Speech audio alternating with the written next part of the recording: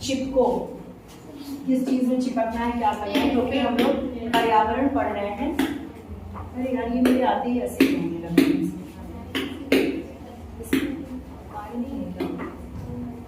के अंदर अचानक इस चीज को मतलब पेड़ को अचानक हाँ, क्योंकि हम लोग पर्यावरण के पार्ट में ये देख रहे हैं, तो अभी इसको एक एक देखते हैं पढ़ के कि है क्या। चिपको या अपिको नाम में क्या रखा है। आप चिपको आंदोलन के बारे में जानते होंगे।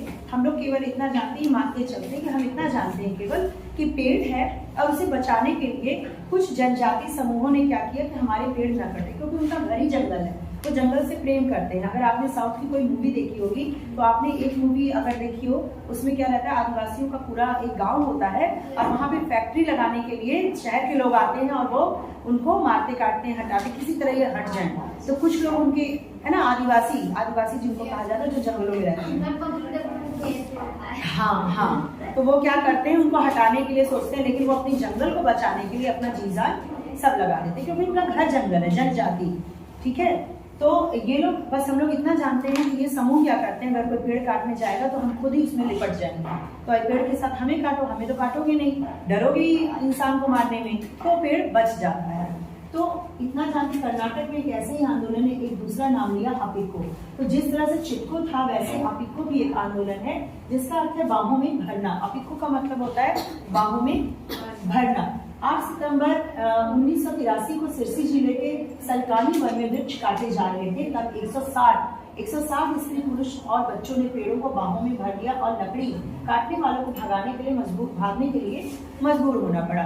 बच्चे तक वहां पे क्या किए, पेड़ों से लिपट गए। अपिको का मतलब होता है बाहों में भरना, हक करना। उन्होंने पेड़ों को हक किया क्योंकि वो जीवनदाता समझते हैं उसको, वो नहीं चाहते थे कि वो कटे। बच्चों ने पेड़ों का वे अगले 6 सप्ताह तक वन की पहरेदारी करते रहे।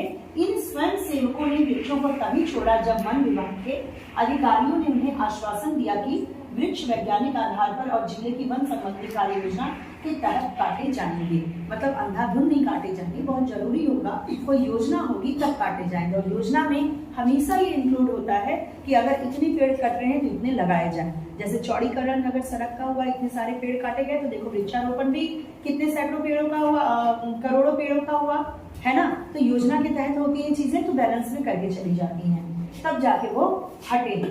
जब ठेकेदार या वाणिज्यिक कटाई से अनेक प्राकृतिक वनों को हानि पहुंची तो वृक्षों को बाहों में भर लेने के विचार ने लोगों में यह आशा और विश्वास उत्पन्न किया कि वे वनों का संरक्षण कर सकते हैं। अब उनको जब उनकी बात मान ली गई तो उनमें एक गट्स आया कि भाई हम तो अपने वनों को बचा सकते हैं।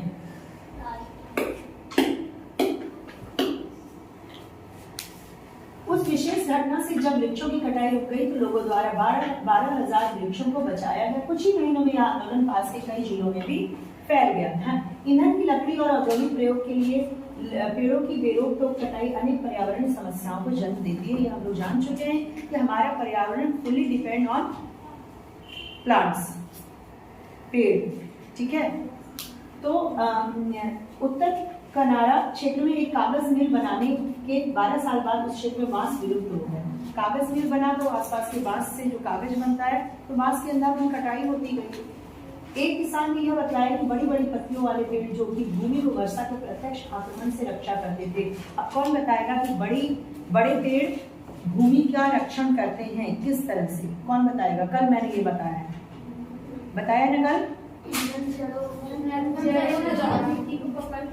हाँ, जो बड़े बड़े पेड़ होते हैं उनकी जड़ें देखो कितनी फैली होती है। अगर आपने बरगद का वृक्ष देखा है, किसने देखा है? नहीं देखा तो देखने की कोशिश करो। बरगद का पेड़ नहीं देखा तो कुछ नहीं देखा। हाँ, उसकी जड़ें तो बिल्कुल तने की तरह बिल्कुल दूर तक फैली रहती है, वहां से मिट्टी को कोई टच नहीं कर सकता। तो जो जड़ होता है पीपल का, बड़े बड़े पेड़ों का, वो मिट्टी को बांध के रखता है, तो मिट्टी का क्षरण नहीं होता। क्षरण का मतलब मिट्टी का कटान नहीं होता, उसकी उर्वरक शक्ति जो होती है वो नहीं बहती कहीं भी। ठीक है, तो वर्षा के प्रत्यक्ष आक्रमण से रक्षा करते थे, समाप्त कर दिए गए। इससे मिट्टी वर्षा जल के साथ बह गई, अब सिर्फ कंकड़ वाली मिट्टी रह गई। अब घास के अलावा वहाँ कुछ भी नहीं पैदा होता। किसान यह भी शिकायत करते हैं कि नदियां और उपनदियां जल्दी सूख रही हैं और वर्षा की मात्रा भी अनियमित हो गई है।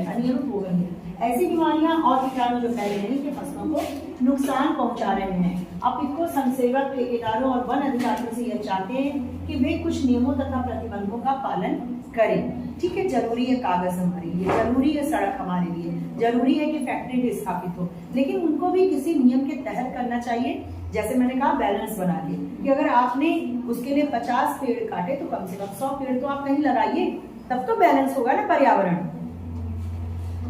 उदाहरण के लिए वे चाहते हैं कि काटने के लिए वृक्षों को चिन्हित करने से कोई स्थानीय जनता से परामर्श लिया जाए, किसी जल स्रोत के 100 मीटर क्षेत्र और 30 डिग्री के उसके ऊपरी ढलान के वृक्षों को न काटा जाए। जल स्रोत है अगर मान लो तालाब है तो उसके चारों ओर की मिट्टी जो है वो बंधी हुई है किससे?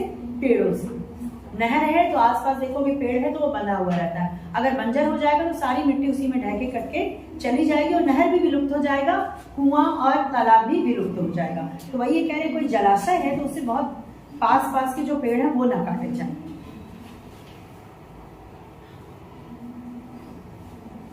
क्या आप जानते हैं कि उद्योगों को सरकार वन भूमि प्रदान करती है ताकि वे औद्योगिक उत्पादों के लिए वनों को कच्चे माल उपलब्ध करा सकें? भले ही एक कागज मिल 10,000 मजदूरों को और एक प्लाईवुड फैक्ट्री 800 लोगों को नौकरी देती है, परंतु यदि यह 10 लाख लोगों को उनकी दैनिक आवश्यकताओं से वंचित कर देती है तो क्या यह स्वीकार है? आप क्या सोचते हैं?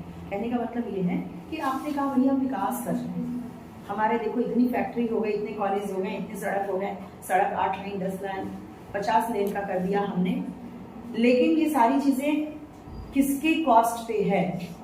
किसके लिए आप कर रहे हैं विकास? मानव के लिए, अपनी जनता के लिए कर रहे हैं? अगर नेताओं से पूछा जाए विकास किसके लिए कर रहे हैं? भैया जनता के लिए कर रहे हैं। किसके कॉस्ट पे कर रहे हैं? तो जनता के लिए। स्वास्थ्य के कॉस्ट पे कर रहे हैं, क्या फायदा होगा? इससे अच्छा ये विकास हमें चाहिए कि नहीं चाहिए?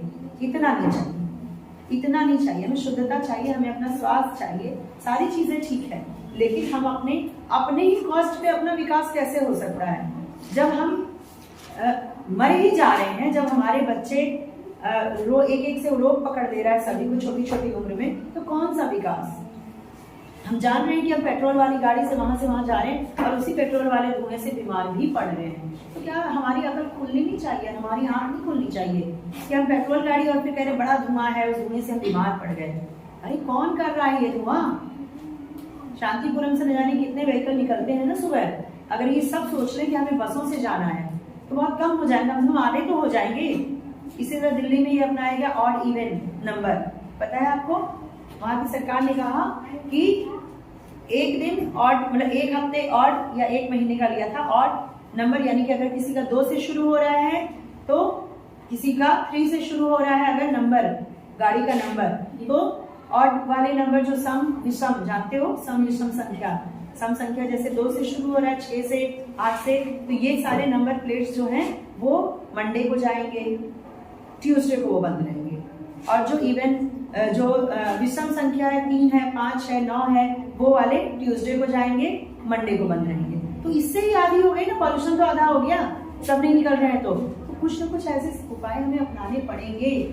जब तक नहीं अपनाए जा रहे हैं, कम से कम जो लोग पढ़े लिखे हैं, जैसे आप लोग हैं जो जानकार हैं, वो तो इन चीजों को फॉलो करा सकते हैं, कर सकते हैं। आपने जाना कि आपका कूड़ा इधर उधर फेंकने से क्या, आप जब कूड़े को इधर उधर फेंक देते हैं तो क्या आपको फायदा हो रहा है? खड़ी हो जाओ तो, नहीं आगे वाली खड़ी हो जाओ। हाँ, तुम्हारे इकोनॉमिक्स नहीं है, खड़ी हो जाओ ना। इसलिए बोलने के लिए कौन बोला यार? बोलने के लिए तो हम बोल रहे हैं तुमसे। अगर तुम कूड़ा फेंकती हो इधर उधर, कूड़ा को मैनेज करती हो, डाल देती हो, इससे तुम्हें क्या फायदा है?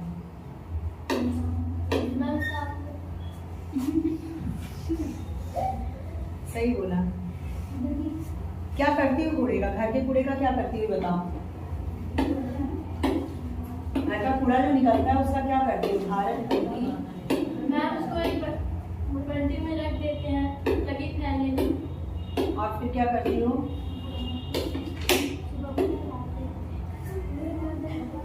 बैठ जाओ। कूड़ा हम इधर उधर फेंक देते हैं ताकि हमारे घर की सफाई हो जाए, और फिर बाहर निकलते हैं नाक बंद करके, क्योंकि बहुत कूड़ा है, बड़े गंदे लोग हैं, पता नहीं कहाँ का कूड़ा इतना आ गया। बस तुम्हारा कूड़ा ना दिखता होगा उसमें ना, उड़ जाता होगा। चलो आ जाते हैं। भारत में भूमि का अक्षर विभिन्न मात्रा रूपों में हुआ है, ये मैंने पढ़ाया है ना।